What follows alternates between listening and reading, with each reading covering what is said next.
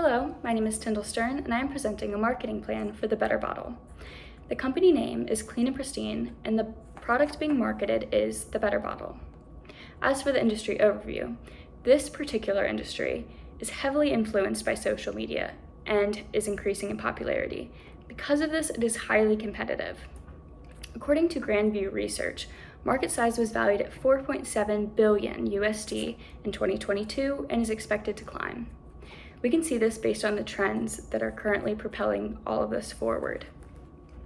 Vogue has stated that designer water bottles are in, and according to The Guardian, climate crisis has caused a major change in water bottle trends currently, as less people are looking at the plastic water bottles and they're interested in sustainability. Most people's New Year's resolution was to drink more water in 2024, and we are seeing that reflected. As for pestle analysis, political factors that can affect this industry are the anti-plastic movement, which has kind of become the downfall of plastic water bottles, and people are more interested in reusable bottles.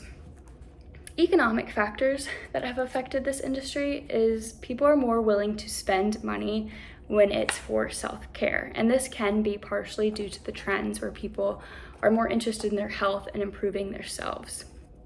Social influence, as stated before, this industry is heavily influenced by social media. This also kind of leads into the tech factors, as it seems like a smart idea to market through social media, as nowadays people our age and the people that we are trying to market towards are interested in fast, and social media is fast. You can watch a TikTok on a product and immediately buy it from the exact same app. It's quick and there's less thought. As for the legal factors, of course there are laws that protect labor, accounting, and the safety for customers that needs to be in consideration.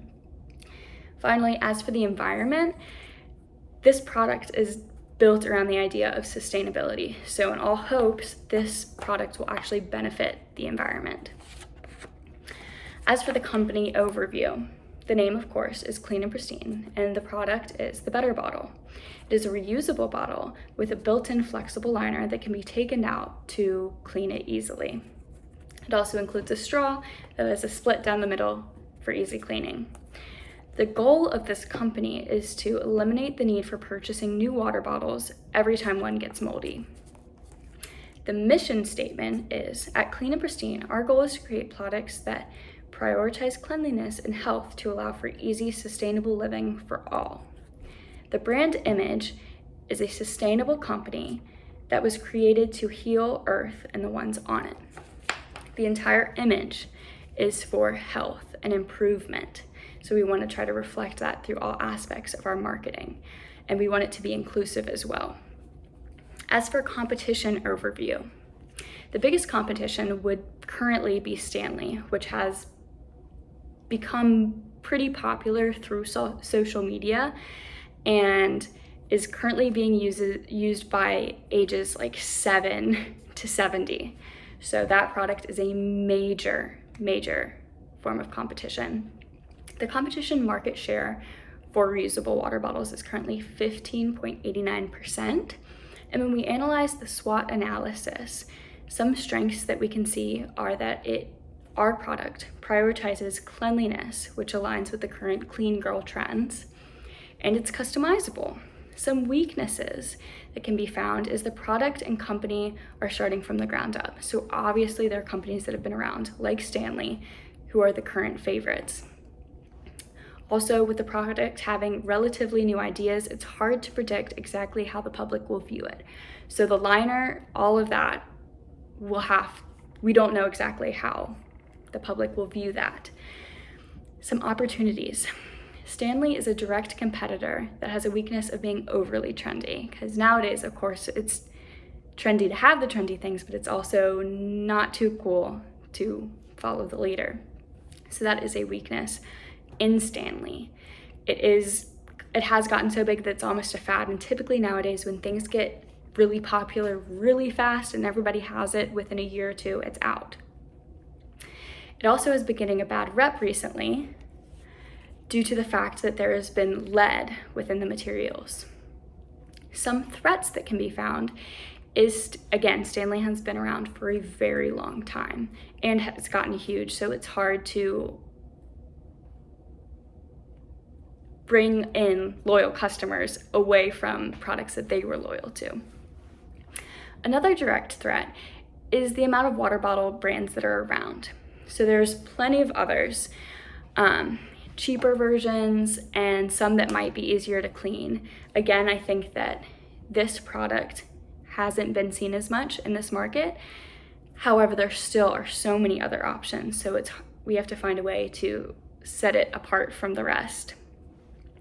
One positive thing about having successful competitors is we can analyze where they have gone wrong and where they have gone right. So obviously we need to be super serious about what goes into the products that we're making as people are testing Stanleys for lead. So it is really important to check every box when it comes to that. As for our customer overview and demographics, so we're targeting ages 16 to 30. So that would be high school age, college age, and then fresh out of college. Busy people who are health conscious. For the psychographics, we're looking for individuals who care about their health, cleanliness, and making choices that benefit others and the greater good. So we want people who are interested in the environment, and we want to reflect that our company is there to benefit the health of the user and of the environment. As for the geographics, we really can market this to quite a large group of people, especially with the use of social media. Currently, we're looking into North America, rural and suburban areas. So as for activities used to reach objectives, we have 3 current objectives that we have planned. The first one being having at least 500 people visit booths located in front of local gyms. We'll have 250 water bottles that will be sold within the first 3 months, we're hoping. So of course with this, we'll bring booths with a whole setup to draw people in with flyers. For objective 2, we're going to promote the product online by increasing social media influence. Get 3 major fitness influencers to review products on social media. So this is where we can really bring in TikTok and apps like that to have some people's favorite influencers. One way that we can kind of get those influencers in is to send out the product and ask for them for free, and just ask them to review the packaging, every little thing, do a day in the life with the bottle, give an honest review, and then they can link it to their TikTok shop and hopefully people can purchase it off of that. For objective 3, we will hand out brochures at local sporting events and provide information for the company website for online orders.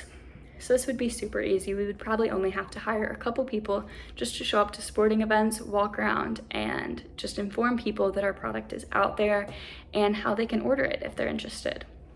And objective 4, set up a booth at the Bazaar in Richmond and hand out flyers to potential clients. We could do a spin to win water bottle game to draw in an audience, and again have the same booth that we used for the other first and second objectives. This way we have some consistency, it's easy, we can have the same setup and everything to draw in customers, have the flyers, and the spin to win is just another way to bring people in. It's fun and typically gets a lot of attention.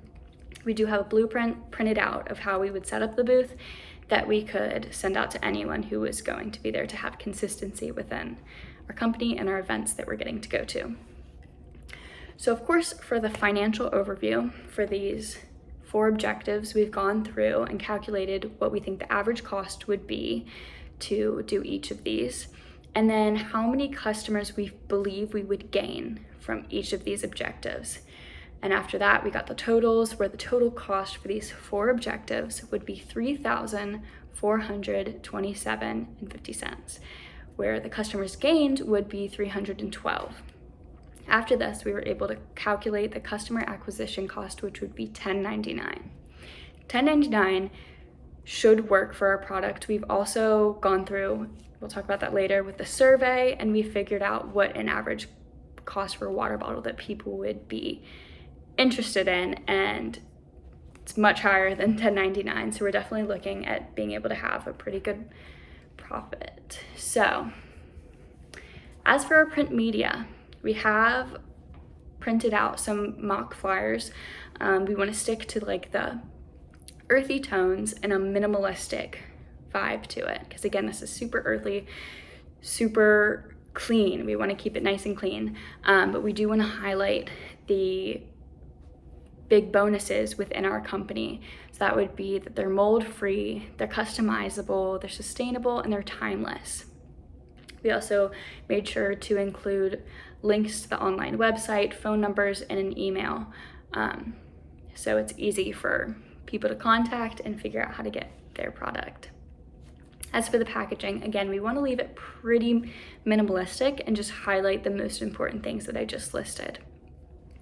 We want it to be soothing and earthy colors that kind of match the clean girl aesthetic. So again, we are going kind of with like the current trends, but we do want to keep it somewhat timeless. So unlike Stanley, where it's kind of become this big fad, obviously it's a good product, but sometimes when it becomes too trendy and too much of a certain year and a certain vibe, they can become outdated. So we really want to focus on making sure that this is a timeless product and that it will stand out. So during our survey, we asked a few questions. We asked what price they felt would be appropriate for a water bottle, what is their main concern when shopping for a water bottle, what brand they prefer, and why they had to get rid of it in the past.